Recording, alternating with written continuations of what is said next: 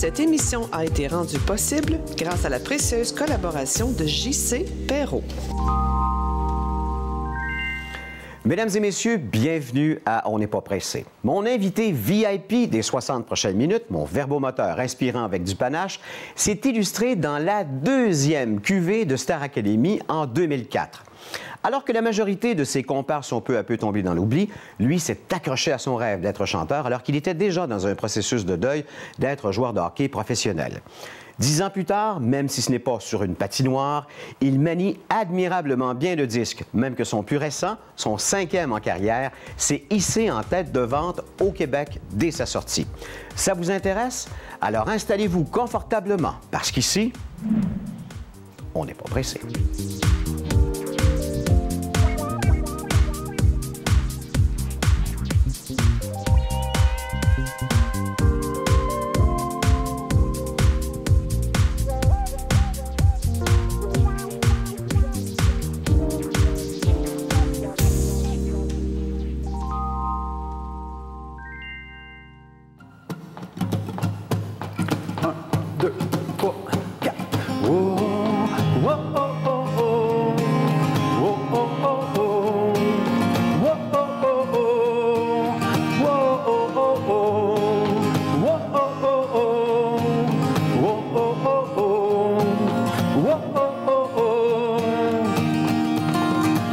À l'ombre d'un regard, j'ai entendu ta voix soupçonner le hasard de se jouer de moi. Sur le fil de tes yeux, je m'élance funambule, tel un saut périlleux, ta sourire ridicule, la méprise de vertige, j'allais frapper le sol. Oh, oh. D'une à droite voltige, tu me souris en plein vol.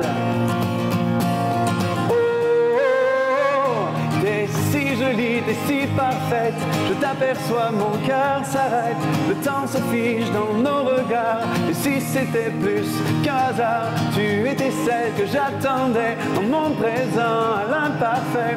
T'es la raison de ma folie, t'es si jolie. T'es la raison de ma folie, t'es si jolie, oh, t'es toute ma vie. Et ça, ce n'est qu'un petit extrait de la chanson qu'on retrouve au complet sur l'album « T'es toute ma vie », qui est le 5e album, comme je le disais en ouverture d'émission, de Étienne Drapeau.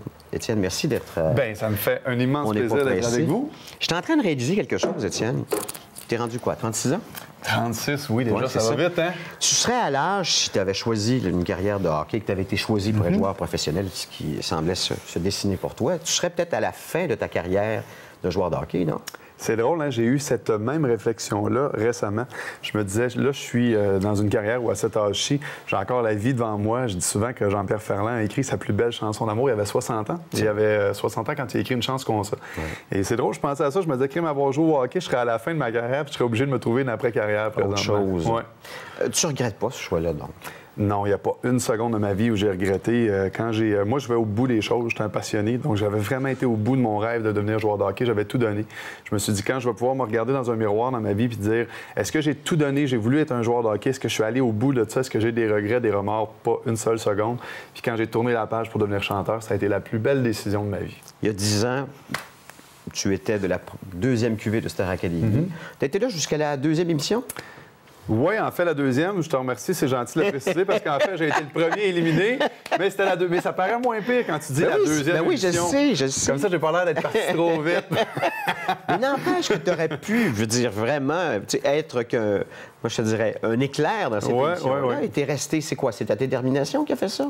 Bien, je pense qu'il y a beaucoup de détermination, beaucoup de vouloir, de passion, d'envie de faire ce métier-là. Moi, j'en mange. La musique, c'est ma passion. Tu sais, l'album « T'es toute ma vie », c'est pas seulement, je m'adresse pas seulement à une fille en disant « T'es toute ma vie ». « T'es toute ma vie », c'est tout ce que je suis, c'est ma musique. C'est ma passion pour les mots, pour la langue, pour la littérature, mon envie de partager ça avec les gens. Puis écoute, les journées où je travaille pas, où j'ai pas de spectacle, je passe 4 ou 5 heures par jour à jouer de la musique. Tous les jours de ma vie. Dès que tu me mets une guitare dans les mains, tu me mets du monde, m'a joué, j'arrête pas, je suis pas tuable, tu sais. Donc, si j'étais pas payé, je pense que c'est ça une véritable passion. Même si j'étais pas payé, je ferais ça tous les jours de ma vie pendant 4 ou 5 heures de temps. Comment tu fais pour à la fois avoir une carrière, en fait, même pas une carrière, mais disons une passion sportive puis une passion musicale, parce que les deux sont très prenantes. J'imagine mal, je veux dire, je sais pas quel était ton horaire du temps, mais comment est-ce que tu divisais ça, toi? Bien, écoute, c'est un parcours assez atypique hein, quand même, d'avoir atteint un aussi haut niveau que d'être repêché par le Canadien de Montréal, puis aujourd'hui avoir une belle carrière dans la musique, avoir fait des albums qui ont marché, des numéros 1, une comédie musicale, c'est plutôt particulier. Dans ma jeunesse, j'étais très, très, très occupé. Je faisais tous les sports. J'étais un grand sportif, mais j'avais aussi une belle carrière artistique. J'ai été comédien très jeune aussi. J'ai fait des productions pour enfants. Donc, je savais pas, je touchais à tout. Je savais pas dans quoi je m'en irais. Une anecdote que je peux te raconter, quand j'étais petit garçon, j'avais des entraînements les fins de semaine. J'avais mes cours de piano les fins de semaine aussi. Et je voulais pas manquer les deux. Il m'est arrivé un samedi ou une fin de semaine que j'avais mes deux cours en même temps. J'avais une pratique de piano puis une partie tout de suite après. Et il n'était pas question que je manque aucun des deux. Donc, je suis allé, j'avais peut-être 6-7 ans. Et puis, je suis allé à ma leçon de piano tout habillé en joueur de hockey, avec tout mon équipement. Tout ce que j'avais pas, c'est mes patins. Je te jure, mon père m'a couru avec moi dans le presbytère de l'église à Québec, dans l'église Notre-Dame-de-Grâce. C'était une petite sœur qui me donnait mes cours de piano dans le presbytère.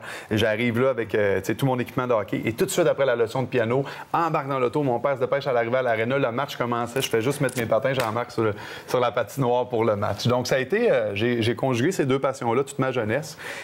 Puis même quand j'étais dans le hockey, moi, à 16 ans, j'ai été un premier choix de la Ligue junior majeure du Québec. Mais dans avec les Mooseheads. Avec les Mooseheads d'Halifax. Puis les gars jouaient aux cartes, les gars jouaient au PlayStation dans ce temps-là. Je faisais des tournois de PlayStation, des tournois de golf. Puis moi, j'étais toujours à part. J'étais toujours le gars qui s'assoyait complètement en avant dans l'autobus. J'étais pas avec la gang, je lisais ma poésie, j'écrivais, mais j'en parlais pas à personne parce que je trouvais que c'était un petit peu à contre-courant du hockey, puis ça aurait été mal vu. Puis même quand j'allais sur la route, j'avais une petite guitare de voyage que je cachais pour pas que les entraîneurs me disent... Hey, parce que beaucoup d'entraîneurs qui m'ont dit, ils voyaient que je jouais de la musique, ça faisait parler dans les médias, puis ils me disaient, hey, c'est quoi tu veux faire dans la vie? Veux-tu être un joueur de hockey? Ouais, branche-toi, là, genre. Ouais, c'est ça, ou tu veux être une rockstar. Puis pourtant, j'étais là, je travaillais fort, j'arrivais à mes entraînements à l'heure. Mais écoute, j'avais une petite guitare. Ce que je faisais, c'est que je la mettais dans un sac à dos ou dans un sac de voyage. Je mettais le bout et dans le haut, pour pas que ça apparaisse, je prenais une tête d'oreiller et je mettais ma tête d'oreiller. J'ai ma guitare ici, là, je prenais la tête d'oreiller, je la mettais au bout comme ça de la guitare, ce qui cachait le manche. Et tout ça, ça rentrait dans une espèce de sac que je traînais comme ça. Le sac à dos, genre. Oui, un sac à dos comme ça. Personne m'ostinait et me disait de ne pas jouer de musique. T'sais. Il a fallu un jour que tu fasses un vrai coming out. On va parler d'un coming out musical. Puis moi, je te dirais que c'est ma grande surprise. Puis c'est ça, dans le fond, il faut jamais se fier à nos premières impressions. Parce que l'impression que j'ai eue avec Star Academy, c'était « Oh, beau gars, joueur de hockey. OK, il chante. » Mais c'était pas comme ton premier talent, et pourtant, ce l'est devenu, même que ce l'était déjà à ce moment-là, mais ça s'est révélé au fil du temps. D'ailleurs, il y a un de tes albums, c'était pas ton premier. Oui. Je l'ai jamais dit. Oui, c'est ça. Je l'ai jamais dit à personne, qui était un peu... qui a été mon premier hit. Mon premier hit en carrière, premier numéro 1, qui m'a valu ma première nomination à la disque. Puis qui était un peu ça, le concept du premier album. C'était qu'Étienne Drapeau a été dépeint à Star Academy. Puis c'est pas à tort, parce que j'étais un joueur de hockey. J'étais un gars qui chantait dans un bar à Québec. J'avais l'air de ce que j'avais l'air. J'étais jeune, j'étais confiant. J'étais peut-être un petit peu plus coq que je suis aujourd'hui. Mais j'étais quand même un bon petit garçon, bien élevé, de bonne famille. Mais t'es pas un douche, tu comprends? Bien, j'ose espérer que non, mais j'ai eu des conversations, et tu t'en souviendras sûrement, j'ai une conversation littéraire avec toi. Je t'ai parlé de littérature. Ben oui. Puis je t'ai vu t'allumer un sapin de Noël. J'ai fait « Wow! Ça, c'est une dimension que j'ignorais de toi. » Et je sais d'où elle vient. Ton père. Oui. C'est un grand érudit. Il a accumulé plusieurs bacs, maîtrise, doctorat, en langue, en littérature, en journalisme, en développement du territoire, administration des affaires publiques. Il a longtemps été directeur d'un groupe de recherche scientifique. Il était aussi dans le domaine de l'environnement et du développement durable. Il a fait de l'aide humanitaire, ce que tu as fait en Afrique pendant de nombreuses années. Donc, on n'est jamais bien loin de l'arbre quand on... Hein, mon père est un grand intellectuel, grand intellectuel. Moi, c'est drôle, hein, je viens d'une famille, j'ai joué au hockey, j'ai fait de la musique, et dans mes deux familles, de mon père et ma mère, personne n'a joué de la musique. J'ai jamais personne qui a joué au hockey, sauf qu'on avait une fibre très intellectuelle chez nous, très artistique. Et mon père est la personne la plus intelligente que je connaisse, la plus cultivée, la plus intelligente. Mon père est un modèle pour moi de rigueur, de professionnalisme, de travail. Il est un workaholic. Je pense que les gens autour de moi se rendent compte que je retiens beaucoup beaucoup de mon père parce que je suis un workaholic moi aussi. Et chez nous, je raconte souvent qu'on avait une belle richesse et qu'on avait une belle bibliothèque aussi quand on était jeune. Dans une des pièces de la maison, il y avait tous les grands auteurs. Et moi, à 12 ou 13 ans, tout de suite, j'allais à Éluard, Apollinaire, Verlaine, Jacques Prévert, des livres de Salvatore Adamo, des grands livres de chansons de Brel, de Brassens, de Bécaud. Et puis j'ai lu ça, moi, à 13, 14 ou 15 ans. Puis ça a été le plus bel héritage que j'ai eu de mes parents Puis et de mon père. Là, pas forcé du tout. Pas du tout, pas du tout. C'est l'exemple qui a fait ça? Bien, ça n'a pas été forcé, ça a été naturel, un peu comme le piano. Le piano, chez nous, ma mère avait eu une occasion d'acheter un piano pas cher. Et puis à l'âge de 3 ou 4 ans, je suis allé m'asseoir au piano. Puis je pianotais, puis ma mère me dit tout le temps, c'est drôle parce que tous les enfants arrivaient au piano, puis ça tapait fort. Puis elle dit, toi, t'es arrivé à 3 ou 4 ans, elle dit, tu faisais des petites notes. Elle dit, c'était tout doux ton affaire. Elle dit, je t'ai demandé, Étienne, veux-tu prendre des cours? Tu as dit, oui, tout de suite, tu veux prendre des cours. Donc, à partir de 5 ans, je t'ai inscrit dans le piano. Donc, j'ai eu un bel héritage de mes parents. Puis c'est drôle parce que sur le dernier album, il y a 2 chansons, comme tu le mentionnais, qui touchent à l'héritage de mes parents, au sens où les artistes, la chanson Les Artistes, je l'ai coécrite avec mon père. C'est la première fois que je coécrivais une chanson avec mon père qui m'a remis ce texte-là il y a 4 ou 5 ans. Puis j'avais dit, mon Dieu, c'est donc bien beau. C'était sa vision de ce que son fils vivait comme artiste. Puis à l'époque, j'écrivais toutes mes chansons moi-même. Je faisais pas de coécriture, donc j'étais comme, on verra. C'est un beau texte, mais je vais le mettre de côté. Puis là, pour cet album-là, je l'ai ressorti, j'ai fait quelque chose avec. Et l'autre chanson dont j'ai pas parlé beaucoup, qui touche un petit peu à ma famille ou à mes parents, s'appelle Le miroir de mes jours. Et cette histoire-là, je ne l'ai pas racontée beaucoup dans les médias. Mes parents s'écrivaient des poèmes. Moi, mes 2 parents étaient assez poètes, s'écrivaient des poèmes. Et moi, dans la bibliothèque, quand je feuilletais des livres, au début, dans la préface ou à la fin, il y a toujours quelques pages blanches. Et mes parents s'écrivaient des poèmes. Et même avant même que je vienne au monde, en 74, 77, tu vois ça, tu dis, hey, j'étais même pas né encore. Mes parents, hey, mon amour, c'est super inspirant. Puis là, ma mère, elle signait toujours à mon père. Ma mère s'appelle Claire, puis elle signait toujours « Je suis le miroir de ton eau claire ». Ça, j'ai trouvé ça tellement magnifique, ça m'a inspiré une chanson qui s'appelle « Le miroir de mes jours » sur l'album. C'est une chanson d'amour d'un homme à une femme. Mais dans ma tête à moi, quand je la chante, je pense à ma mère. C'est ma mère qui m'a inspiré cette chanson-là. Bon, on parle de l'importance de papa, mais maman a été bien importante. Elle a eu une carrière pendant 20 ans, elle était avec les Sœurs du Bon Pasteur. Oui. Elle était quoi? Infirmière auxiliaire? Oui, infirmière. Ma mère, c'est Mère Teresa.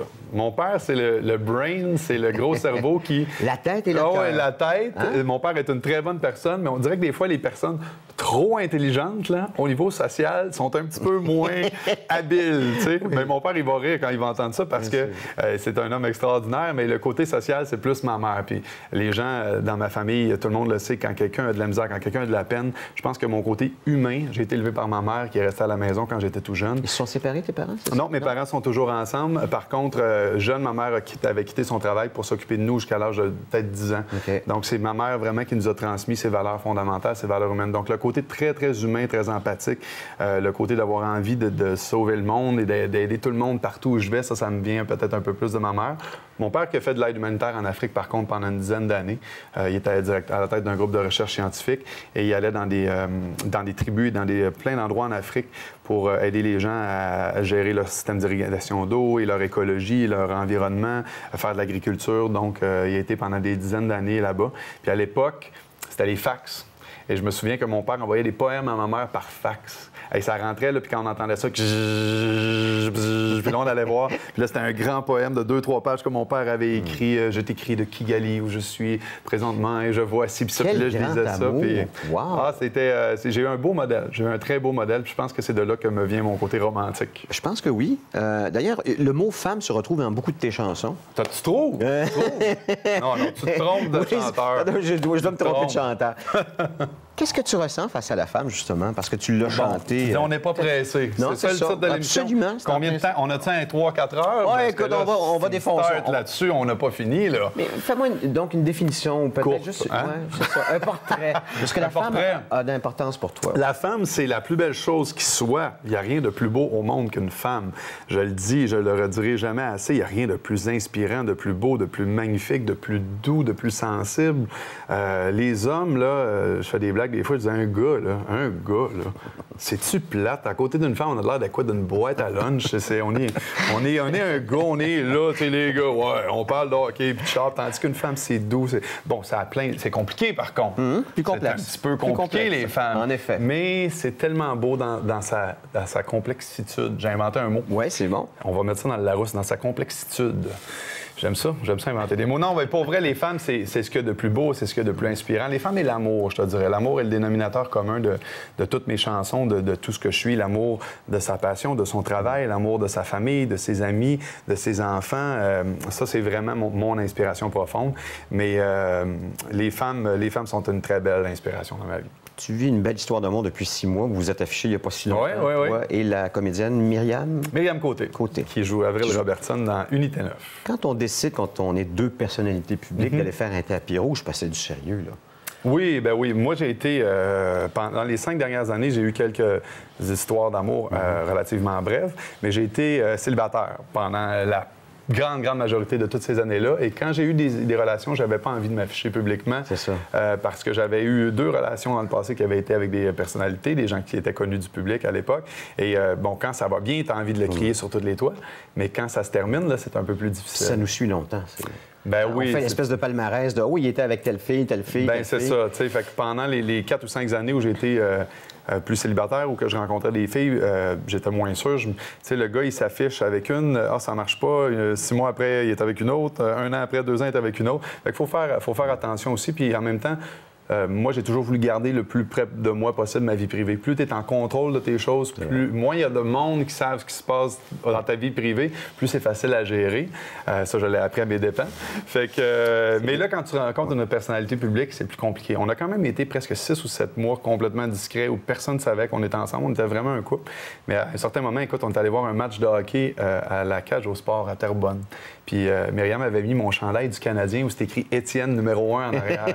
Fait que, tu sais, on arrive, nous, on... Elle joue dans Unité 9. Bon, ben c'est ça, tu sais. Mais nous, on se dit, ben non, ça en va à cage au sport. Hey, ça va être drôle, on met les 2 nos chandails du Canadien, ça va être comique, tu sais, on s'en va. Ben tabarouette, ça a sorti sur l'Internet, il y avait un blog qui a sorti ça. On a aperçu Étienne et Myriam Côté en amoureux à la cage au sport. Je dis, mon Dieu, c'est rendu avec des paparazzis. Les nouvelles vont vite, hein? Maintenant que les téléphones cellulaires, tout le monde peut prendre des photos. Ben oui, mais écoute, c'est ça. Quand tu es avec une personnalité publique, ben là, c'est plus difficile. Puis de toute façon, c'est pas le but de se cacher, c'est juste que, bon, tu vas être certain de tes sentiments. Puis après un certain moment, ben là, après 6 ou 7 mois, tu dis, bon, ben, coudonc. L'amour à 36 ans, c'est pas comme à 20 ans. Non. Dis-moi, qu'est-ce qui est différent au juste? Ce qui est différent, c'est soi-même. Je pense que quand on est plus jeune, on est dans l'attente que l'autre nous rende heureux. On cherche la personne. Puis quand ça marche pas, c'est toujours la faute de l'autre. On pointe le doigt. Ah, cette fille-là, tu sais, je regarde mes anciennes relations quand ça se terminait. Ah, ça n'a pas marché parce qu'elle était de même. Ah, ça n'a pas marché parce qu'elle était de même, était de même. Là, attends un petit peu, là, ça se peut-tu que quand tu pointes le doigt, on dit une 4 ou 3 qui repointent vers toi. Donc, à un moment donné, tu te rends compte, moi, au début de la trentaine, ça a été un grand virage dans ma vie où je me suis rendu compte que y a personne d'autre qui allait faire mon bonheur que moi-même et que la fille qui allait entrer dans ma vie allait pas faire mon bonheur, mais elle allait le compléter, mon bonheur. Donc, quand tu es heureux, quand tu es accompli dans ta vie et que là, tu accueilles l'amour, tu accueilles quelqu'un dans ta vie, c'est beaucoup plus facile d'être heureux et de rendre cette personne heureuse parce que tu n'as aucune attente envers elle. Tout ce que tu souhaites, c'est la rendre heureuse. Donc, je pense que c'est beaucoup plus facile d'avoir une relation saine et qui va bien, plus équilibrée comme ça.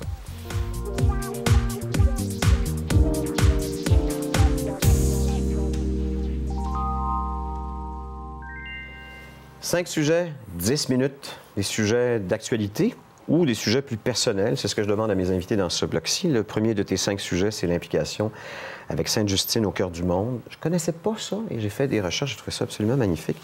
Ce sont des médecins qui interviennent auprès d'enfants qui ont des malformations cardiaques ou qui ont des problèmes cardiaques à travers le monde, c'est ça? Tout à fait. Puis j'aime ça avec quoi tu as commencé en disant « je connaissais pas ça Non. ». Et ça fait 10 ans que les spécialistes médicaux, paramédicaux, bénévoles de l'hôpital Sainte-Justine, il faut le dire, c'est des gens qui prennent leur temps, de leur énergie, parfois même leurs vacances, qui depuis 10 ans s'en vont dans les pays en voie de développement pour aller tenter de guérir et de sauver la vie de petits-enfants malades qui autrement n'auraient aucune autre chance de survie. En exemple, là, en mars prochain, on s'en va en Éthiopie, pays de 91 millions d'habitants. Tu dis on s'en va parce que oui, parce que je vais y aller. Oui, je vais pas aller opérer personne, rassurez-vous. Mais je vais aller faire du bien, je vais faire ma part, je vais travailler avec l'équipe. Et il y a 91 millions de personnes et un seul hôpital où on fait de la chirurgie cardiaque pour tout le pays. Pour les enfants, pour 91 millions d'habitants. Donc, vous voyez que il y a très, très peu de monde qui ont accès à ces soins de santé-là. Il y a énormément d'enfants qui sont condamnés. Et un enfant qui soit d'ici ou d'ailleurs devrait avoir le même droit à la vie, à la santé. Donc, c'est pour ça que je m'implique. Ces gens-là n'avaient pas eu de porte-parole depuis les 10 premières années. Il faut qu'on connaisse cette fondation-là. Il faut qu'on en parle. J'ai écrit une chanson sur le dernier album qui s'appelle « Réparer les cœurs » et qui parle des enfants d'ici, d'ailleurs, qui sont malades et de leurs proches qui en souffrent. Et j'ai décidé de donner tous les profits de cette chanson-là. Donc, les gens vont la télécharger sur Zik, sur Archambault, peu importe. Mais chaque dollar qui sera dépensé pour cette chanson-là va aller à la Fondation Sainte-Justine au Cœur du Monde. Comment... est-ce que c'était avec eux que tu étais en Afrique? Je me pose la question quand tu étais chargé. J'ai été 3 ans porte-parole pour la FJDD, la Fondation des Jeunes pour un développement durable. Ça, c'est ça qui m'a amené 2 fois à faire des voyages humanitaires en Afrique, travailler dans des orphelinats pour jeunes garçons, pour jeunes filles, aller travailler aussi en République dominicaine avec des malades à la soupe populaire. En Afrique, on a refait une cafétéria au complet, on a changé les fenêtres, on a refait les murs, la peinture. Les jeunes... Toi-même, là? Oui, avec les jeunes, par contre. La deuxième fois, la première fois, c'était dans un orphelinat pour jeunes filles. Toutes jeunes, là, on avait fait tout le travail de peinture, le jardin, on avait assuré un accès à l'eau potable. Et la deuxième fois, dans l'orphelinat pour jeunes garçons, c'était des jeunes ados. Fait que c'était important pour nous d'y aller puis de dire, hey, c'est du quoi, il faut pas faire tout le travail à leur place. Il faut que les jeunes travaillent avec nous pour apprendre, pour qu'ils soient fiers de ce qui est fait. Donc, ça a été une expérience extraordinaire pendant 3 jours de tout repeinturer, tout refaire les murs. Écoute, les jeunes mangeaient sur des tables, dépareillées, défraîchies, sales. Il manquait des dossiers, les chaises étaient tout croches. Donc, on a tout acheté, les tables, les chaises. On a refait ça avec les jeunes. Ça a été une belle fierté. Donc, ça, j'ai fait ça pendant 3 ans avec la FJDD. Et là, je m'implique maintenant avec la Fondation Sainte-Justine au Cœur du Monde. Il était là à ton lancement? Oui, je leur ai dédié cette belle chanson-là qui, je pense, est une des plus belles chansons que j'ai écrites dans ma vie. Il y a 2 des chansons sur l'album qui sont parmi les plus belles. Réparer les cœurs et une autre qui porte sur le cancer qui s'appelle J'en veux pas de ton paradis, qui a fait que suscité beaucoup de réactions. Où je me suis imaginé être un père de famille qui est atteint d'un cancer incurable et qui doit laisser derrière 2 jeunes enfants puis qui doit accepter ça, de laisser aller ce qu'il y a de plus cher au monde, puis qui dit à Dieu, Dieu, j'en veux pas de ton paradis, si tu m'arraches tout ce que j'ai, je suis un père et un mari, j'en veux pas de ton éternité. Je veux voir ma fille prendre un mari, je veux voir mon gars jouer au hockey. Mais s'il faut que je parte, bien, au moins veille sur, fais-moi une seule promesse, c'est que tu vas veiller sur les gens que je laisse derrière. Donc, c'est un hommage à la force de résilience, de courage, d'acceptation que ces gens-là doivent avoir pour passer à travers un cancer. Ton autre sujet, c'est l'importance de préserver notre langue. On le sait, elle se perd. Particulièrement avec les textos. D'ailleurs, tu as une chanson qui parle de textos sur ton album. Moi, c'est une inquiétude que j'ai, ça, de la perte du français, même si c'est pas toujours une langue qu'on maîtrise parfaitement. Tu t'en penses quoi, justement? Bien, vois-tu, on dirait que dans le milieu artistique, on n'est plus touché par ça, par la langue. Malheureusement, dans toute civilisation où il y a un peuple qui est... sans dire qu'il est soumis, mais qui a été... plus minoritaire que celui qui est plus minoritaire, il va finir par perdre sa culture et sa langue. Et c'est tout ce qui nous reste au Québec, hein, c'est tout ce qu'on est. On est les seuls petits irréductibles gaulois en Amérique du Nord qui parlent français. On a su préserver pendant 400 ans notre culture et notre langue, notre identité. La culture, la langue, c'est l'âme d'un peuple, c'est qui nous sommes. Et puis, malheureusement, bien, on dirait que le fait français est de moins en moins important au Québec. Et ça, c'est triste. Moi, j'ai essayé de faire ma part à travers mes chansons. Dans l'album Le Monde est beau, j'avais une chanson qui s'appelle Je me souviens, une autre qui s'appelle Dans ce pays, où je me disais, est-ce qu'il était encore possible de rêver, de prendre notre destinée dans nos mains, de pouvoir décider par nous-mêmes, prendre nos décisions au niveau de la langue, de l'éducation, de la santé et tout ça. Mais malheureusement, c'est des gens de l'Ouest qui ont d'autres idées que les nôtres qui décident pour nous. Mais bon, les Québécois sont un peuple adulte, ils peuvent prendre leurs décisions, mais c'est certain qu'il faut penser à préserver et promouvoir plus notre culture qu'on le fait présentement. Il y a 2 batailles, je pourrais peut-être en rajouter plus, mais 2 auxquelles je pense. Il y a celle de la langue que la génération présente n'a pas livrée. C'était plutôt les générations précédentes. Et aussi celle de la libération des femmes. Et je vois aussi, là encore, des femmes qui, je te dirais d'une certaine façon, reculent par rapport aux avancements qu'ont fait les générations précédentes. C'est un peu dommage. Bien, il y a beaucoup de choses comme ça qu'on peut constater. Des fois, j'ai l'impression que notre génération, ou même la nouvelle génération, on dirait qu'on est peut-être moins conscientisé au sens où il y a encore plus d'informations, il y a l'accès au web, mais on dirait que tout le monde est pris par son iPhone, par son iPad. On dirait que les jeunes, on est greffé après ça. Moi, quand j'étais petit garçon, on n'en avait pas d'iPad puis d'iPod. Oui, tu en avais un, la Chess Sketch. Ah oui, là, écoute, mon Dieu, c'est une autre réalité. Autre genre d'écran, mais on lisait. Oui, moi, je passais mes fins de semaine, mon père m'amenait à la bibliothèque, mon frère lisait, on lisait, même si c'était des bandes dessinées ou des livres dont vous êtes le héros, on lisait, on se renseignait quand on faisait des recherches au secondaire, on allait dans des livres, tu sais. On avait cette connaissance-là de la langue, cette soif de lire, tu sais. Et aujourd'hui, malheureusement, ça se perd énormément. Non seulement ça se perd, mais on sent que c'est une corvée. C'est une corvée. Alors, il vaut mieux couper les mots, écrire avec des abréviations. Puis je pense qu'il faut que tout le monde se conscientise à ça. Il faut que tout le monde prenne responsabilité là-dedans puis qu'on dise, écoute, faisons un effort pour promouvoir notre langue, pour promouvoir notre culture, autant dans les médias que dans la société en général. Tout le monde doit faire son petit effort pour qu'on aille vers là. Justement, ça m'emmène vers ton 3e sujet, l'envie de changer le monde par des petits gestes. Dans le fond, c'est ça. Oui, moi, j'ai toujours rêvé de changer le monde. C'est drôle, hein, quand j'étais, juste avant Star Academy, j'ai écrit un journal. Moi, j'aimais beaucoup écrire. Et 33 jours avant Star Academy, quand je savais que j'étais dans les finalistes, dans ma tête, moi, je savais que j'allais être choisi. Je le savais depuis le début, je l'ai toujours su. Donc, je me suis dit, moi, je lisais à l'époque, j'étais à Québec, je lisais Franco Nuovo, qui faisait un éditorial dans le Journal de Québec à tous les jours. Puis, je me suis pris pour Franco Nuovo, moi, à tous les jours. J'ai dit, je vais écrire une chronique, je vais y mettre 2 ou 3 heures par jour. À tous les jours, je vais écrire 33 jours avant Star Academy. Un billet d'opinion, en fait. Oui, sur ma vie, sur ce que je vivais à l'entrée d'une grande aventure comme ça. 33 jours avant, 32 jours avant. J'ai fait ça jusqu'à mon entrée à Star Academy. Un jour, peut-être, je publierai ça. J'ai presque 200 pages. Et là-dedans, je dis, je rêve de changer le monde. C'est un peu utopique de penser ça, mais c'est pas vrai qu'on a besoin d'être un président ou d'être à la tête d'une armée ou d'avoir de l'argent ou du pouvoir pour changer le monde. Changer le monde, c'est à tous les jours. Oui, on peut aller travailler dans un orphelinat en Afrique, mais on peut juste considérer l'être humain qui est à côté de nous comme un être humain, puis au lieu de quelque chose entre notre point A puis notre point C dans la journée. T'sais. Moi, je raconte souvent les anecdotes que quand j'arrive, par exemple, au Tim Hortons, puis j'avais une petite madame à Saint-Hyacinthe, je l'ai raconté souvent où j'arrête de prendre mon café. Madame 55, 60 ans, je sais pas, toute belle, des beaux yeux bleus. Bien, au lieu de juste prendre mon café, tu sais, puis de dire merci, bye, on va te prendre un café. Bonjour, madame, vous allez bien? Il faut que je vous le dise, vous avez donc bien des beaux yeux bleus. Vous êtes magnifique aujourd'hui. Puis là, la madame, elle vient tout rouge. Bien, c'est des petits gestes comme ça. C'est une marque dans la vie des gens qu'on rencontre. Oui, puis c'est beaucoup plus facile qu'on peut le penser. Les gens pensent que c'est cliché, mais de s'arrêter quand un itinérant, des fois, nous, au lieu, il est fatigué, il veut laver ma vitre. Ou la tapiasse de dit. Oui, ou lui parler. Oui, on est tellement pressé, on n'arrête pas pour prendre le temps de parler à un autre être humain. Puis on a tellement besoin de gens pour faire du bénévolat, il y en a. Si vous cherchez, vous allez en trouver à côté de chez vous. Pas besoin d'aller au bout du monde. On se plaint, on voit ce qui se passe des fois au Moyen-Orient, ce qui se passe en Syrie, ce qui se passe en Ukraine, ce qui se passe un peu partout dans l'Afrique. On dit, on est impuissant face à ça, qu'est-ce qu'on peut faire? C'est tellement loin. Bien, il y a tellement de choses qu'on peut faire, mais ici, à tous les jours, dans nos vies, pour changer le monde, pour rendre notre monde plus beau, puis ça, on s'en rend pas compte des fois. Donc, la beauté dans les petits gestes, puis la différence se fait dans les petits gestes. 4e de tes 5 sujets, la hiérarchisation des styles musicaux. T'aimes pas qu'on t'appelle le chanteur de charme? Non, ça me dérange pas tellement. À mes débuts, j'avais un petit peu de difficulté avec ça.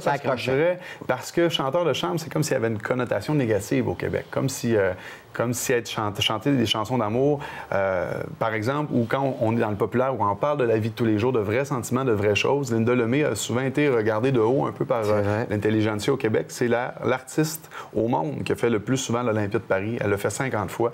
Il y a Aznavour qui l'a encensé là-bas. Nous, ici, on a de la misère à l'encenser, mais le plus grand de l'histoire, ou un des plus grands de l'histoire de la chanson française, l'a encensé comme... Nul n'est prophète dans son pays. Hein? Bien, c'est sûr, mais je pense que c'est ça. Il faut... excuse-moi, on parlait de la hiérarchisation. Oui, du côté chanteur de charme. Il y avait un petit côté négatif à ça. Toi, la musique, c'est la musique, c'est ça? Bien, c'est ça. Moi, je me dis, il ne faut pas hiérarchiser les styles musicaux au sens où on dirait qu'il y a une catégorie de musique qui est toujours plus intelligente, plus acceptée. Tu as certains chanteurs ou un certain genre qu'on nommera pas, que peu importe ce qu'ils font, c'est toujours bien vu, c'est toujours encensé. Parce que c'est à contre-courant? Peut-être parce que c'est à contre-courant, peut-être avec raison aussi parce que c'est plus original, ça va à contre-courant, c'est moins un son qu'on entend tous les jours. Sauf que moi, là où j'en ai, c'est dans les deux solitudes, où je me dis, il ne devrait pas avoir deux grandes familles, il ne devrait pas avoir la musique pop, la musique commerciale, puis la musique intelligente. C'est-à-dire entre l'élitisme et le populisme. Bien, c'est ça. C'est-à-dire que moi, je pense que le Devoir, on en a besoin, puis le Journal de Montréal aussi. Puis entre les deux, il y a la presse. Mais c'est qu'il devrait avoir un plus bel amalgame de tout ça. C'est vrai. C'est que je trouve que quand il y a des projets un peu plus intello, on va aller chercher un genre de personnes. Et quand tu as des projets plus populaires, c'est un genre. Et je pense que tout le monde gagnerait. On gagnerait plus à mélanger tout ce monde-là. Si on faisait un projet plus intello, qu'on allait chercher 3 à 4 personnes du pop, ça ouvrirait les horizons, ça ferait découvrir ce projet-là à un plus grand nombre de personnes. Il y en a un qui s'en vient, c'est les gens qui vont chanter des chansons de Louvain. Ah oui? Oui. Vous n'avez pas entendu parler de ce projet-là? Il y en a quelques-uns là-dedans qui, il y a quelques années, n'auraient jamais chanté du Louvain. Ouais, hein? Donc, tu vois, il y a quand même une démocratisation. Dernier des sujets, puis on va l'aborder rapidement, c'est la précarité du milieu de la chanson. On le sait. Ça fait quoi? 15 ans qu'on est là-dedans, dans la précarité de la chanson? Bien, je pense qu'on a réussi. On n'a pas eu de facilité à s'adapter au web. Je pense qu'on a le virage Internet. Tu n'es pas encore rendu là? Tu peux pas encore gagner ta vie avec tes chansons? Oui, tout à fait. C'est certain que je gagne ma vie. Là, depuis quelques années, ça va mieux. À mes débuts, ça a été très difficile. Mais je voudrais pas être un artiste qui commence dans le milieu artistique aujourd'hui. Moi, j'ai mon public. Mes salles sont rendues relativement pleines aujourd'hui. T'es producteur, donc... Je suis mon propre producteur, mais on ne vend plus d'albums. C'est plus ce que c'était. Les gens qui mais tu parles d'albums physiques, en fait, là. Mais même au niveau d'iTunes, Ah oui, je veux même dire, pas? des albums au Québec, là, il y a 5 artistes par année qui vendent 40 000 copies. Et ce sont tous des phénomènes, là, comme des Lisa Leblanc ou Paul Darèche après 40 ans. Mais dans les artistes mainstream commerciaux, il n'y a pratiquement plus personne qui dépasse 10, 15, 20 000 albums. Donc, les gens pensent que les artistes sont tout riches, mais c'est pas le cas et c'est plus difficile qu'on le pense.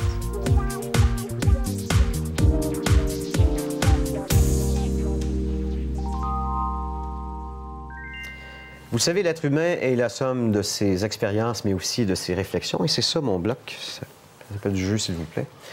Je demande 3 moments qui ont changé la vie de mes invités et 3 citations qui les définissent. Et le premier de tes 3 moments, c'est celui où tu as été choisi, même premier choix pour la Ligue de hockey junior majeur du Québec par le Mooseheads d'Halifax à l'âge de 16 ans. Tu devais plus toucher à terre. Ah non, ça, c'est quelque chose. J'en ai pleuré ma vie. Là. Quand on m'a appelé à l'époque, c'était Clément Jodoin qui a été dans l'organisation comme coach avec le Canadien de Montréal.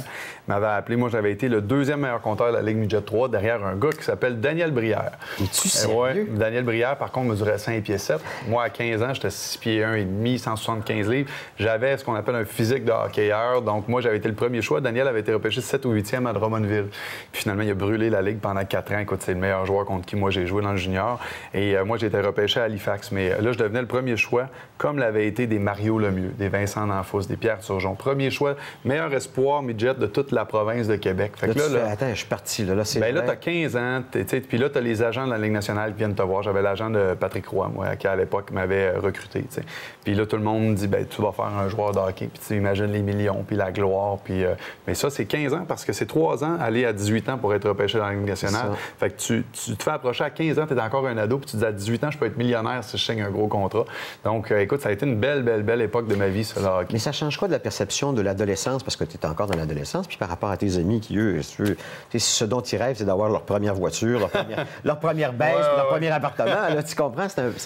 Il n'y a rien de commun, là, avec... Bien, c'est que très jeune, j'ai été habitué au monde des médias et à avoir l'attention. Ça peut-être m'a servi par la suite dans mon métier d'aujourd'hui parce que j'avais les caméras braquées vers moi dès le midget 3, dès le junior. Tu as une grosse couverture, tu passes à la TV, tu passes à RDS, tu es la petite vedette de ton école secondaire. Mon école secondaire, quand j'avais des articles dans les journaux, ils les faisaient imprimer, ils les mettaient dans l'entrée, ils étaient très fiers de ça. Les filles courent après toi?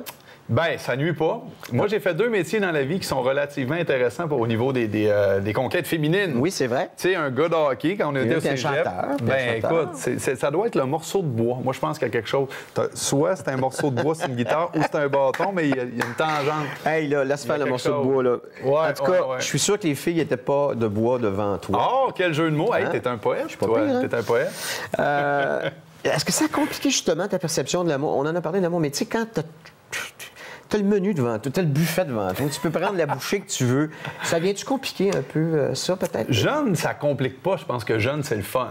Oui. On va se dire les vraies affaires. Tu sais, quand t'es jeune, les gars de hockey, on était tous des grands gars, des gars de 6 pieds. On arrivait à Drummondville pour les voltigeurs ou à Victoriaville, les Tigres. On a tout notre chandail, notre gros manteau des Tigres. Les filles vous attendent. Puis écoute, on joue devant 3000 personnes à l'aréna. Les petites filles, ça court après les gars de hockey, on s'entend. Fait qu'il y a quelque chose de le fun. T'sais, on s'en cachera pas. Puis à cet âge-là, l'amour... Non, c'est pas vraiment ça. Bon, tu sais, je veux dire, hein, on fait ce qu'on fait, puis on s'amuse. Puis après ça, j'ai chanté dans les bars. Tu sais, quand j'ai quitté ma carrière de hockey, j'étais allé chanter dans les bars. Donc, tu sais, mais en même temps, nos priorités changent. Tu sais, ce que je recherche dans la trentaine n'est pas ce que je recherchais dans la vingtaine. Donc, j'ai eu des belles années, mais mettons que je suis rendu pas mal plus sage aujourd'hui que je l'ai déjà été. Et dans la trentaine, et c'est un autre des grands moments qui ont changé ta vie, tu as décidé d'être heureux, toi. Oui, ben oui. C'est drôle. Moi, je sais pas. Écoute, tu fais quoi? Ça fait 10 ans peut-être qu'on se connaît depuis Star Academy. J'ai pas vu un grand changement en toi, sauf que je vais à un moment donné où il y a... Tu sais, la vie adulte a rentré. Oui. T'es passé d'un kid à un adulte. T'es-tu au début de la trentaine? Je pense que la trentaine a été très bénéfique pour moi. Il y a eu une grande ouverture sur le monde. Je pense qu'avant la trentaine, premier, deuxième album, c'est le moi, le jeu. On est centré sur faut que je réussisse, mes albums, mes affaires, faut que ça marche, faut que je fasse ci. Puis là, on en est avec un succès, avec le 3e album qui a vendu 30 000 copies, 2 numéros 1, dont T'es ma femme, t'es la plus belle, qui avait marché beaucoup. Là, à un moment donné, tu as une ouverture, puis tu fais OK, je peux pas passer ma vie à me définir comme être humain juste avec le nombre de numéros 1 que je fais, les ventes d'albums. Faut que je fasse ma part. C'est pas des chiffres. Ben c'est ça, il faut que je laisse ma trace. Puis je me disais, Je veux que plus tard dans ma vie, les gens disent OK, ça a été un grand auteur-compositeur, mais je veux que les gens également, à 50 disent ce gars-là a fait de quoi de bien dans la vie. Ça a été un bon être humain, il a fait du bien. Et ça n'a rien à voir avec ce qu'on fait dans la vie. C'est de s'engager comme citoyen du monde, de faire du bien autant ici qu'à l'international. Et ça s'est fait avec l'ouverture sur le monde, avec les voyages humanitaires. Ça a vraiment changé ma vie quand j'ai visité l'Afrique, que j'ai fait mes premiers... Quand tu vois la chance qu'on a ici, là. Ben, les petits bobos sont vraiment plus petits. Hein? Quand tu visites des orphelinats en Afrique, puis tu vois les conditions dans lesquelles ces jeunes-là vivent, après ça replace les choses. Puis tu dis, on est tellement chanceux. Donc, tu disais, tu as pris une décision. Moi, à 30 ans ou dans la trentaine, je me souviens d'une journée dans ma vie où j'ai dit, OK, à partir de maintenant, là, je m'en souviens très bien de ce moment-là, j'ai dit, je vais être heureux et il n'y a plus jamais rien, ni personne qui va affecter mon bonheur. Et je peux te dire que depuis cette journée-là, il n'y a pas un matin où je me lève ou un soir où je me couche où je dis, je suis malheureux. Les gens disent, ça se peut pas, tu peux pas être heureux tout le temps, tu dois péter ta coche. Des fois, non. Le ton que j'ai là, je disais aux gens, trouve-moi une personne dans les 10 dernières années qui peut te dire que j'ai crié, que j'ai sacré après, que j'ai manqué de respect. Jamais. Je suis pas parfait, j'ai des défauts. Mais il y a une chose, c'est que je suis heureux dans la vie. Puis moi, le bonheur, j'ai décidé d'en faire un choix puis un mode de vie. Moi, c'est arrivé beaucoup plus tard dans ma vie de faire ce choix-là que j'ai comme toi.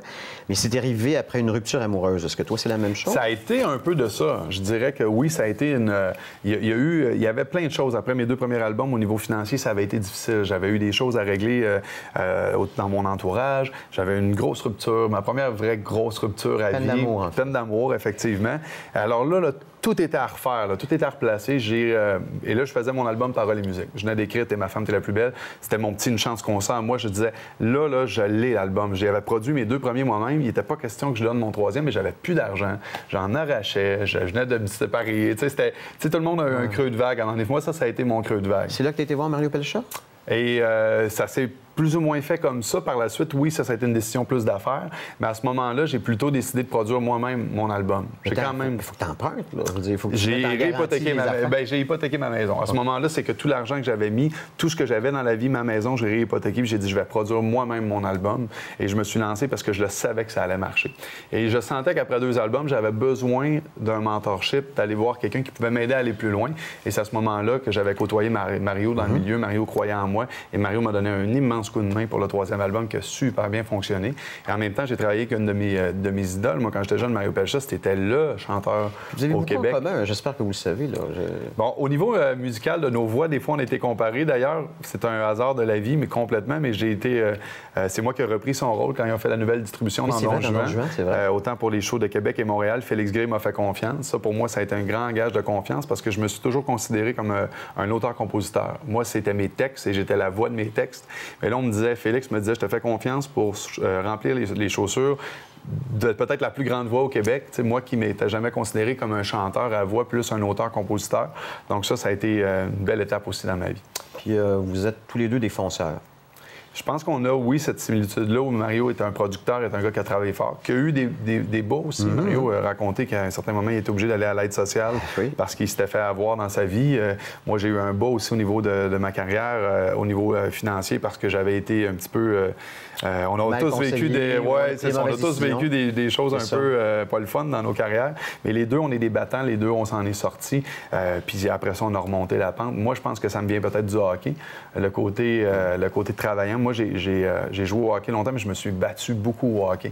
Jeune, j'étais un bon compteur. Tu dis pas battre de main, là, oui, tout à fait. Ah oui, vraiment? Oui, j'étais un bagarreur dans mes 4 années pro de 20 à 24 ans. Fait que t'étais un goon? Bien, ce qui arrive, c'est que junior, j'étais un très bon joueur. Puis quand je suis arrivé à 20 ans, j'ai eu une grosse blessure, déchirure complète de l'aine, reconstruction de l'aine, opération au pied aussi. Fait que j'ai manqué 1 an de hockey. Donc, quand je suis revenu joueur autonome, après ça, j'étais allé au camp d'entraînement des Sénateurs d'Ottawa puis des Capitals de Washington. Là, tu arrives de nulle part. Tu es un inconnu, tu as un try-out. Faut que tu fasses ta place. Là, il faut que tu fasses ta place. Fait que moi, la brillante... Point à la gueule, tu le fais? Bien, c'était une super bonne idée que j'ai eue. Je me suis dit, en plus de scorer une 20aine de buts par année, je vais me battre. Parce que dans le hockey, quand tu te bats puis t'es tough, c'est bien vu. C'est comme, hey, lui, il veut payer le prix pour l'équipe. Puis moi, j'avais pas peur de ça. J'aimais pas ça.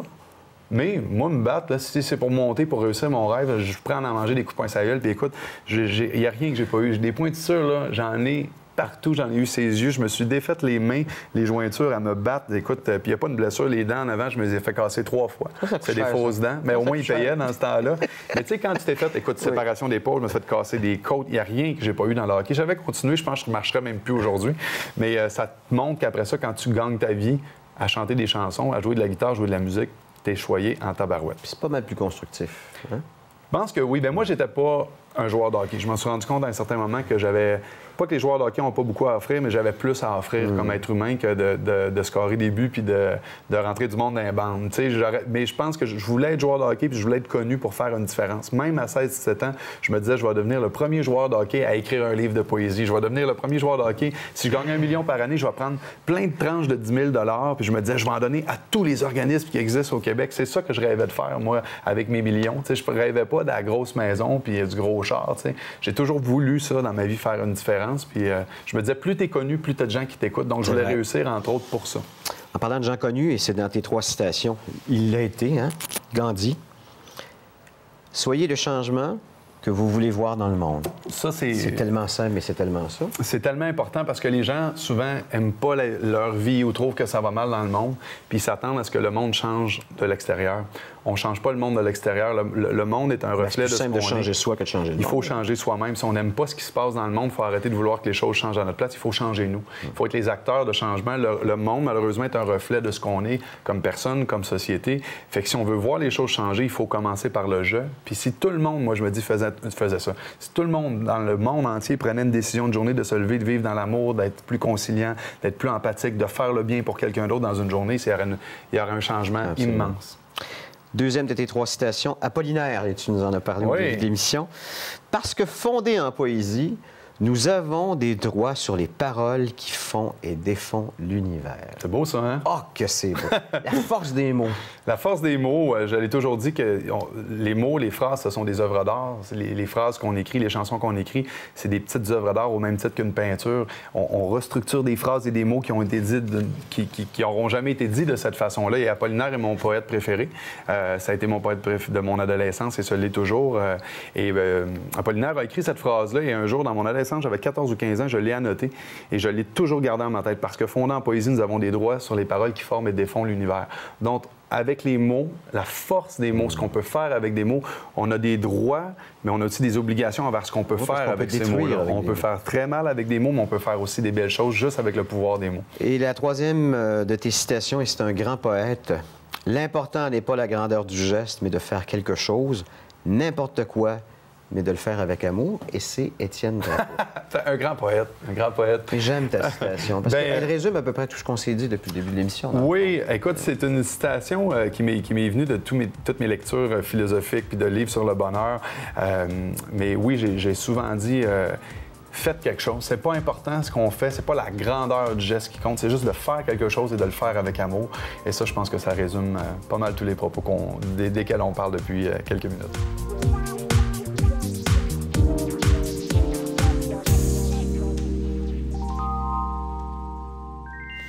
Ce boulot, on l'appelle « On presse le citron ». 10 questions, 10 minutes. Je pars souvent, c'est taillé sur mesure, OK, avec chacun de mes invités. Donc, je pars en me disant, c'est quoi le mot qui définit mon invité ou de quoi je voudrais peut-être jaser. Donc, je pars d'un mot, puis je fais une question, puis je m'en vais un peu dans l'inconnu.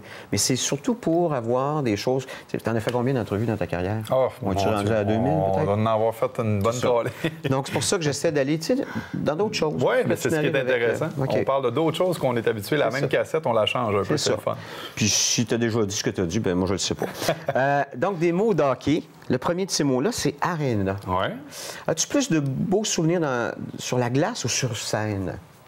Ah, bien, je pense que j'ai de... En ce moment-là. Wow, quelle bonne question. Crime, c'est toute une question. Merci. Bien, je pense que ça serait pas mal égal. Ça serait pas mal égal, mais je te dirais que j'ai peut-être autant de beaux souvenirs de la glace que du showbiz, mais j'ai beaucoup plus de choses que j'ai moins aimées du hockey que de mon travail d'auteur-compositeur. Assez que si j'ai des enfants un jour, des fois, je me demande s'ils vont jouer au hockey. Puis c'est pas de l'amertume. C'est juste que dans mes valeurs profondes, je trouve qu'un enfant, souvent, est laissé à la merci d'un entraîneur. Les entraîneurs n'ont pas de formation nécessairement en psychologie. Non, ils ne sont pas très pédagogiques non plus. Il y a un entraîneur, souvent dans le hockey, même dans le hockey mineur, très jeune dans l'élite, c'est un dictateur.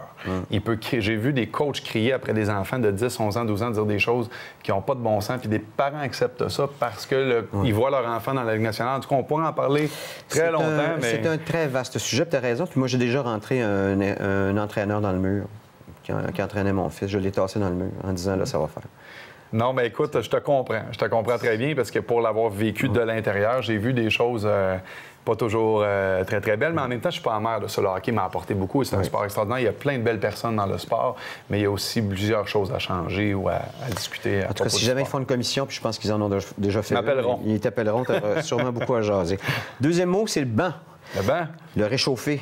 Oui, ça m'est arrivé dans ma carrière. Ouais. Qu'est-ce qu'on développe le plus lorsqu'on est benché? Est-ce que c'est la détermination, l'humilité ou bien l'ego? Ah, bien, c'est un peu de tout ça. Puis même dans le hockey, j'ai vécu des moments difficiles. J'ai été, comme on dit en termes de hockey, j'ai été benché. Ça t'apprend à foncer, ça t'apprend à te dépasser. Donc, c'est la détermination. Je pense que oui. Oui, certainement. Puis ce que ça m'a donné, moi, dans la vie, c'est qu'aujourd'hui, moi, un problème ou un échec, ça n'existe pas. Dans ma vie, il n'y en a pas de problème. Peu importe ce qui arrive, il y a une solution. Peu importe la montagne à surmonter, à un moment donné, ça va moins bien, ta tourne n'embarque pas à la radio, tu n'as pas eu tel show.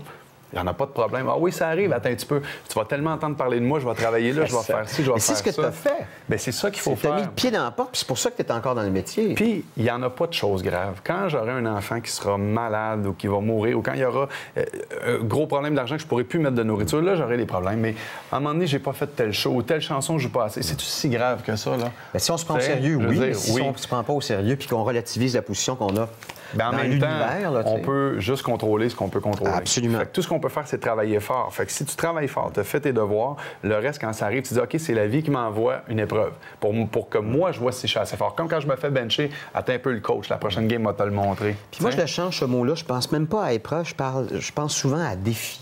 Oui. Parce que défi, c'est encore plus, c'est plus glorieux de relever un défi. Bien, c'est ça la vie. Si tout était facile puis tout le monde pouvait être au top, ça serait quoi le fun d'être au top? Non, c'est ça. Ça serait quoi le fun de réussir si tu n'as pas travaillé pour? Puis le fun, c'est pas d'être au top, c'est de s'y rendre, dans le fond.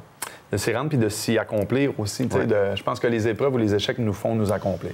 OK. Chambre des joueurs. Oh, ça va sentir mauvais, ça. On dit que ça pue des gens de voix. OK. Bière, blague et pitoune ou amitié. Ça, c'est le sujet qu'on aurait dû parler de toute l'émission. C'est le plus intéressant. OK. Donc, bière, blague et pitoune ou amitié, solidarité et maturité. OK. Attends un peu. La question, c'est... C'est-tu bière, blague et pitoune?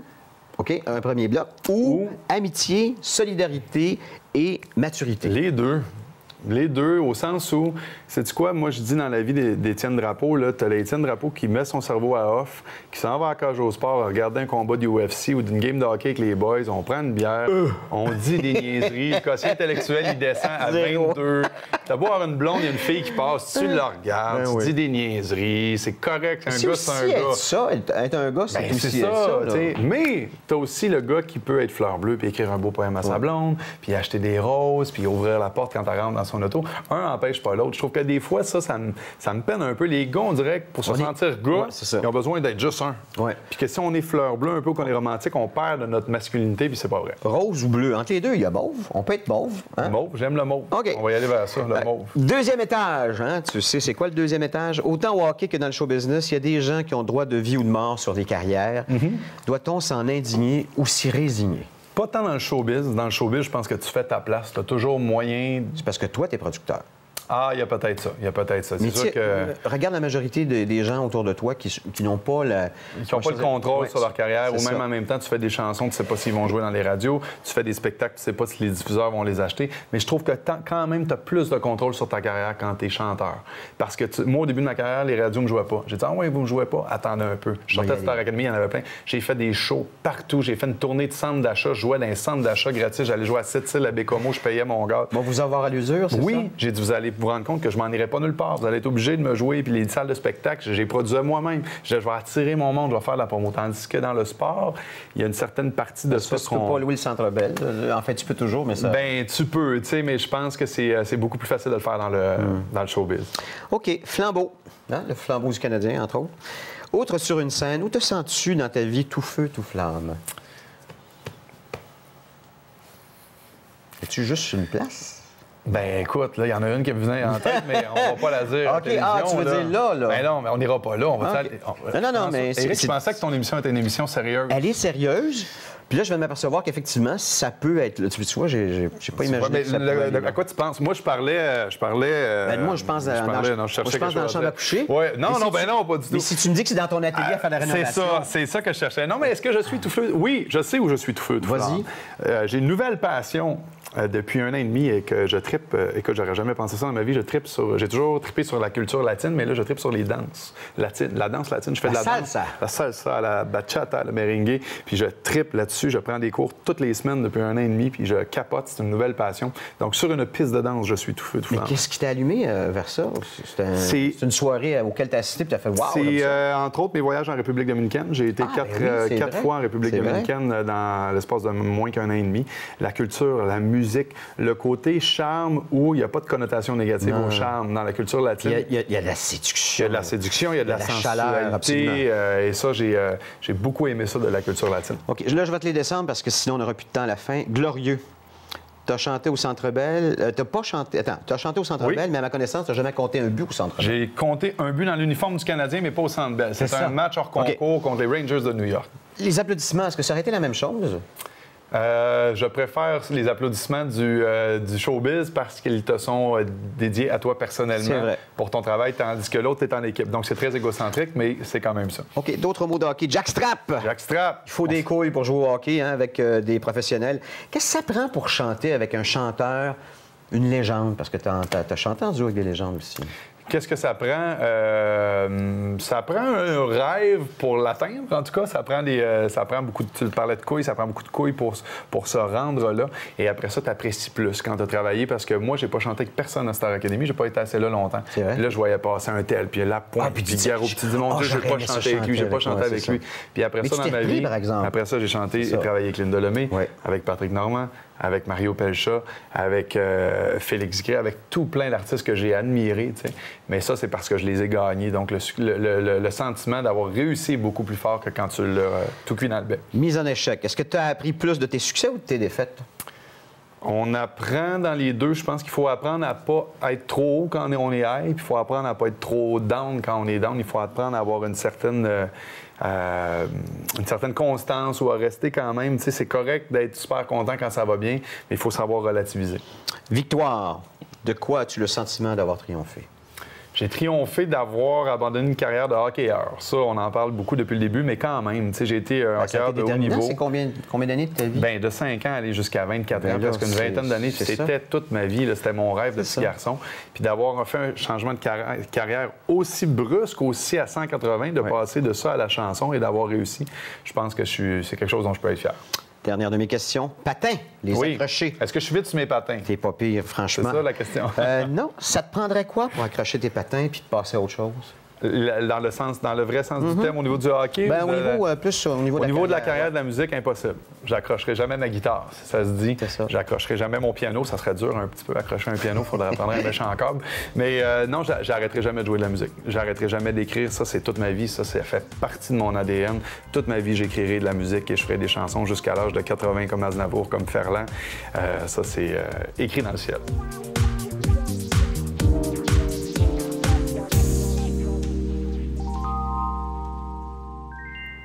Mon invité vient de lancer son 5e album qui a pour nom « T'es toute ma vie ». D'ailleurs, une collaboration avec Marc Dupré. Oui, Marc a fait la direction artistique sur cet album-là qui m'a poussé à aller beaucoup plus loin, à chanter dans des registres différents. J'ai écrit tous les textes, mais il y a 6 chansons, paroles et musique Étienne Drapeau, donc qui ressemblent un peu plus à l'Étienne qu'on connaît, les chansons plus touchantes, plus balades. Et il y a 6 chansons, paroles Étienne Drapeau, musique Marc Dupré, où là, ça bouge, des grosses chansons de tempo comme j'en ai rarement fait dans le passé. Donc, je devine que ce sont tes paroles d'abord, puis sa musique ensuite, ou c'est l'inverse? C'est mes paroles en premier. J'envoyais des textes à Marc et c'était incroyable à la vitesse à laquelle il me renvoyait des... C'est une machine, ce gars-là. Une machine. Là, je me rappelle, après Don Juan, je suis resté une semaine à Québec dans un hôtel dans le Vieux-Québec et j'ai écrit mes 2 premières chansons. Dans la première que j'ai écrite sur l'album « T'es toute ma vie », j'ai envoyé ça avec « Je t'aime plus fort que moi ». J'ai dit « Marc, je t'ai envoyé de quoi le matin? Écoute, on commence à en travailler ensemble. » 1 heure après, il me renvoie « Ah, j'ai déjà tes tunes. » Je fais « Tu me viens, si tu... » Il m'envoie 2 démos. Il avait déjà écrit les 2 tunes et c'était 2 hits. La première, « T'es toute ma vie », qui est numéro 1 depuis 3 semaines. C'est la première qui me renvoie. Je rouvre ça, j'entends ça. « Oh, oh, oh, oh ». Je fais OK, on a déjà un hit. C'est la première tonne de l'album. Puis j'ai déjà un hit. Fait que oui, il est très, très, très, très bon. Alors, c'est un beau jumelage de vos talents. Alors, Toute ma vie, je vous le montre, il est en vente un petit peu partout, non seulement l'album physique, mais aussi l'album en ligne. Tournée de spectacle, d'ailleurs, tu as une vingtaine de dates. Oui. Et d'ailleurs, tu ne seras pas tellement loin d'ici. À Saint-Jérôme, à la salle Anthony Lessard, le 18 octobre prochain. Je pense qu'on est presque complet. On a une supplémentaire dans le coin de février pour les gens qui ne seront pas capables de... Et sinon, toutes les dates et les infos, justement, de la tournée puis de la carrière d'Étienne se retrouvent sur etiennedrapeau.ca. Ou Facebook aussi. Ou Facebook, c'est vrai, un beau Facebook. Puis tu es très, très actif dessus. Tu vas faire un voyage à la fois plaisir et humanitaire. Tu vas aller au Mexique du 8 au 15 janvier. Je veux que tu m'en parles. Du 8 au 15 janvier, je m'en vais là-bas avec une association, avec une agence de voyage, Évasion Monde, et Air Transat. On va permettre aux gens qui vont voyager avec nous d'apporter une valise de plus avec toutes sortes de choses destinées à un orphelinat. Donc, des produits d'hygiène corporelle, des uniformes scolaires, des vêtements, des médicaments, tout ce qu'on peut amener pour faire plaisir à ces jeunes-là qu'on va aller visiter à l'orphelinat. Donc, c'est un mélange exactement de plaisir et de vacances où du 8 au 15, on s'en va au Mexique. C'est pas un voyage humanitaire, mais quand même, on va faire 1 ou 2 journées d'humanitaire. Donc, les gens peuvent se renseigner sur le site d'Évasion Monde. Rendre l'utile à l'agréable, comme on dit. C'est tout à fait ça. OK. Bien, je veux dire à nos téléspectateurs que si vous avez des commentaires ou besoin d'informations sur un des sujets dont on a parlé ou de l'émission que vous venez de regarder, vous pouvez nous écrire à 450-973-8005, 973-8005, ou sinon, vous pouvez nous écrire à info@tvrl.ca et toutes ces émissions, on peut les voir sur tvlaval.com ou sur YouTube. À chaque fin d'émission, je demande à mes... Enfin, pas je demande, excuse-moi. Je fais à mes invités une citation qui m'est inspirée d'eux autres. Ah oui? La citation que j'ai choisie pour toi est celle du fondateur du mouvement scout, Robert Baden-Powell. Oui, Baden-Powell, on connaît. Il est décédé au Kenya en 1941, à l'âge de 83 ans. Il disait « La meilleure manière d'atteindre le bonheur, c'est de le donner aux autres. » C'est merveilleux, ça. En plein ça. Hein? Veux-tu nous donner du bonheur? Le plus beau verbe après donner? Oui, c'est... Non, le plus beau verbe après aimer, c'est donner. Donner. Hein? Puis ensuite, c'est recevoir. Ouais. On a eu des images. Ben oui, on va se mettre à créer des stations pour toi après. C'est ça, exactement. Fini, merci tout le monde. On finit ça en musique avec Étienne. Merci, Étienne. Ben merci, ça a été un immense plaisir. Même chose. Puis je te laisse avec mon deuxième extrait radio qui va s'en aller, qui s'appelle Le Grand Livre de l'amour. On l'écoute. Moi, j'aime l'amour et j'aime la vie. Et je l'avoue, j'aime les femmes aussi. C'est pas tellement que je suis courageux, c'est que mon cœur tombe plus amoureux. Ma tête non plus n'est pas certaine. Si j'ai envie de ravoir de la peine, à chaque fois que ça devient trop beau, mon cerveau prend son droit de veto. Oh, oh, oh. Oh, oh, oh. C'est le grand livre de l'amour, celui qu'on réécrit tous les jours, jusqu'à ce que l'encre soit épuisée, qu'on n'ait plus rien à se raconter. Et vient ce temps où l'on s'oublie qu'elle ne rime plus notre poésie, celle qui nous a unis un jour. Dans le grand livre de l'amour, oh, oh, oh, oh, oh, oh, oh.